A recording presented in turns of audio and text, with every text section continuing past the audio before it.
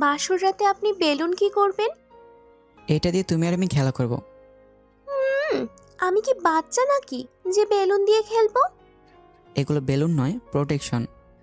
নীলা protection শব্দটা উচ্চারণ করতে না পেরে সাব্বিরকে বলল। সেটা আবার কি? বাসর ঘরে তো অনেক বেলুন আছে, এটা আর ফুলানো লাগবে না। দেন, আমারে বালিশের নিচে রাইখা দেই, সকালে কোনো বাচ্চা এলে তাকে দিয়ে দিবনি। এই, তুমি কি পাগল? এগুলো কোনো সাধারণ বেলুন না। দেখতে তো মনে হচ্ছে অনেক বড় হয়েছো, তবুও দেখছি কিছুই জানো না। বকা দিলে আমি কিন্তু আম্মুকে বলে দিব। দূর সাই, কেন যে গ্রামের মেয়েটাকে বিয়ে করলাম কিছুই জানে না দেখছি। তা বাবু, তোমার বয়স কত? এই, আমারে বাবু বলেন কেন? আমি এসএসসি পরীক্ষা দিয়েছি, বুঝলেন? সেটা বোঝা হয়ে গেছে আমার। দেখি, মাছ থেকে ওই পাশে চেপে যাও, আমি ঘুমাবো। ও মা, ঘুমাবেন কেন? বাসর করবেন না? আজ আপনাকে আমার খুব আদর করতে ইচ্ছে করছে। না না, আমার কোনো ইচ্ছে নেই তোমার মতো খ্যাত মেয়ের সাথে বাসর করার। আজ পর্যন্ত প্রোটেকশনই চেনো না, সে নাকি করবে বাসর। সাব্বিরের কথা শুনে নীলা ঘুমটা ভালোভাবে নিচে ফেলে দিয়ে তাকায় সাব্বিরের দিকে। সাব্বিরও তাকায় নীলার দিকে। তারপর, আচ্ছা বলেন তো, আমার কি কোনো বয়ফ্রেন্ড ছিল যে আমাকে বারবার বিভিন্ন হোটেল বা গ্রামের পাটক্ষেত চিনিয়ে দিবে, যে আমাকে এসব চিনাবে, যে আমার শরীরে খারাপভাবে স্পর্শ করবে, যে বিয়ের আগেই আমার সতীত্ব নষ্ট করবে? না, ছিল না, তাই আমি চিনি না। এটা কি আমার অপরাধ? সাব্বির কি বলবে ভেবে পায় না। নীলা ওর থেকে কম করে হলেও 6 বছরের ছোট। সাব্বিরকে মাথা নিচু করে থাকতে দেখে নীলা আবারও বলে। জানেন, আমি গ্রামের খ্যাত মেয়ে হলেও শহরের মেয়েদের চেয়ে শত শতগুণ ভালো রয়েছি। কারণ শহরের মেয়েদের মতো বুক খোলা রেখে আমি কখনোই চলিনি। তারা এইসব অশ্লীল কাজ করে, স্মার্ট হয়। নীলা প্লিজ, আমাকে আর লজ্জা দিও না। সত্যি আমি বলছিলাম, প্লিজ আমার কথায় রেগে যেও না। আর এই প্যাকেটগুলো তো আমি নিয়ে আসিনি, আসলে ওগুলো আমার বন্ধুরা আমি রুমে ঢোকার আগেই ক্রিটকেরি মেরে দিয়েছিল। ভুল বুঝবো কেন? সে যাই হোক, আমিও শুনেছি বিয়ের সময় ভাবি বলেছিল, ছেলে কিন্তু দেখতে যেমন স্মার্ট তেমনি ফর্সাও। তোর সাথে মানায় না, বুঝলি? ছেলেটার কপাল খারাপ। থাক, আর ওসব মনে করতে হবে না। আসলে এইসব তৃতীয় ব্যক্তিরাই একটা সুন্দর সম্পর্ক নষ্ট করার মূল। নীলা চুপ হয়ে যায়। সাব্বির এই প্রথম তাকায় নীলার দিকে। ফর্সা চেহারা না হলেও অনেক মায়াবী চেহারা। নীলার দিকে চেয়েই তাকাবে তার মন প্রশান্তিতে ছেয়ে যাবে। সাব্বির কাপা কাপা হাতে নীলার থুতনিতে হাত দিয়ে মুখটা উপরে তুলতেই সাব্বিরের বুক কেঁপে ওঠে। নীলার চোখ বেয়ে পানি পড়ছে। তার মানে কি নীলা কাঁদছে? সাব্বির দ্রুত নীলার চোখের পানি মুছে দিয়ে নিজের বুকের সাথে নীলাকে চেপে ধরে বলে। এই বউ পাখি, কাঁদছো কেন তুমি? প্লিজ কেঁদো না বউ পাখি। না, এমনিই কান্না পেল। আজ কালো হয়েছি বলে সবাই অবহেলা করে।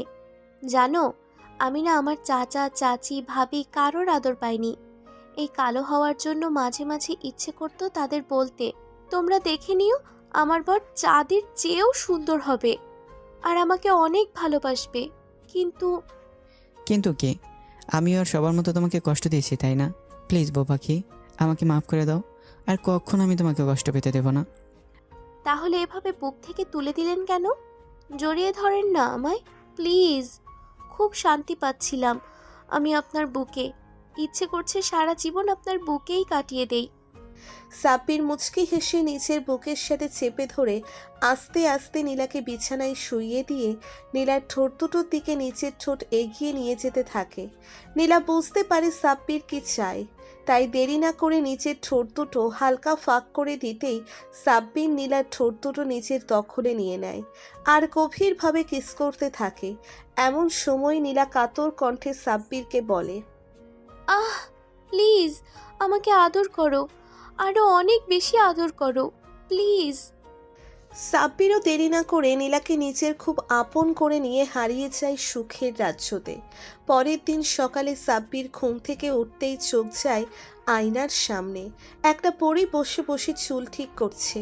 সাব্বির ভাবে হয়তো ভুল দেখছে। দৌড়ে বাথরুম থেকে ফ্রেশ হয়ে এসে দেখে না, সেই পরীই তার সামনে বসে আছে।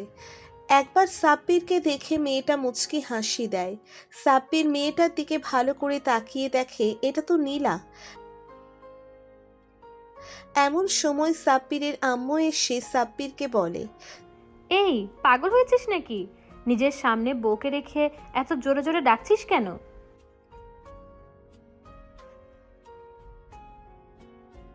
সাব্বিরের কথা শুনে নীলা আর ওর আম্মু দুজনেই জোরে হেসে ওঠে। তারপর ওর মা বলে, পাগল ছেলে।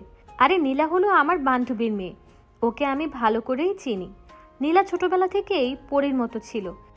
আমার বান্ধবী আর ওর স্বামী নীলার রূপকে সবার থেকে আড়াল করে, কারণ তারা কালো মেয়ের গুরুত্ব বোঝাতে চেয়েছিল নীলাকে। তাছাড়া বখাটে ছেলেদের থেকেও মুক্তি পাওয়া যাবে। নীলাও তাদের কথা মতো চলতে থাকে, নিজের সৌন্দর্যকে লুকিয়ে। আর আমি জানতাম নীলা দেখতে কেমন, তাই তো তোর কথায় অবাধ্য হয়ে নীলাকে বৌমা করে নিয়েছি।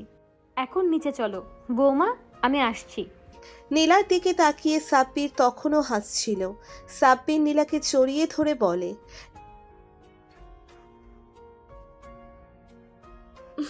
পাগল বরটা আমার, তোমার জন্যই আমার সৌন্দর্য লুকিয়ে রেখেছিলাম। আর কত, আজ থেকে তুমি আমার সব দেখবে। তবে আমি বাইরে গেলে বোরকা হিজাব পরে যাব, যেন কেউ না দেখে আমায়। আর আমি আসছি, একটু ওয়েট করো। নীলা বোরখা হিজাব পরে নিচে চলে যায় আর ওর ভাবির কাছে গিয়ে পুরো ড্রয়িং রুমে ভর্তি লোকজনের সামনেই বেলুনের প্যাকেটটা ওর ভাবির হাতে দেয়। ওর ভাবির চোখ বড় বড় করে তাকায় নীলার দিকে। ভাবি, আমার স্বামী গত রাতে তোমার স্বামীর মতো আমার শরীরের ওপর হায়নার মতো ঝাঁপিয়ে পড়েনি। আমার ভালোবাসা চেয়েছে শুধু। রাতে এসবের প্রয়োজন হয়নি, তাই তোমাকে ফিরিয়ে দিলাম। কারণ তোমার হয়তো রাতে কম পড়তে পারে, কম পড়লে এটা দিয়ে চালিয়ে নিও। আর হ্যাঁ, আমি কালো হলেও আমার হাজবেন্ডটা ফর্সা।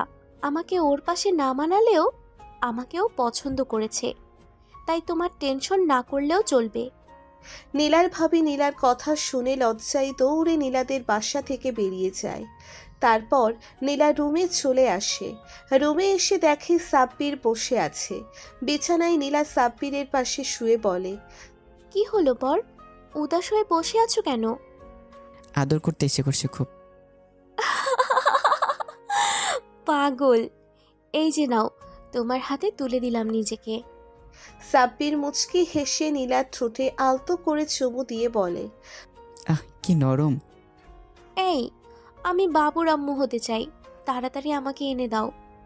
তুমি শক্ত করে আমার হাতটি ধরো, আমি হব না গো আর কারো। তুমি রাজি থাকলে এনে দেবো শত শত বাবু। কথাটা বলেই সাব্বির নীলাকে নিজের কাছে টেনে নিয়ে এসে নীলাকে কিস করতে থাকে। হয়তো তারা আবারও বিড়াল মারবে। ও হ্যাঁ, আমি কিন্তু জানি না বিড়াল মারা মানে কি। আপনারা জানলেই কমেন্ট করে জানান।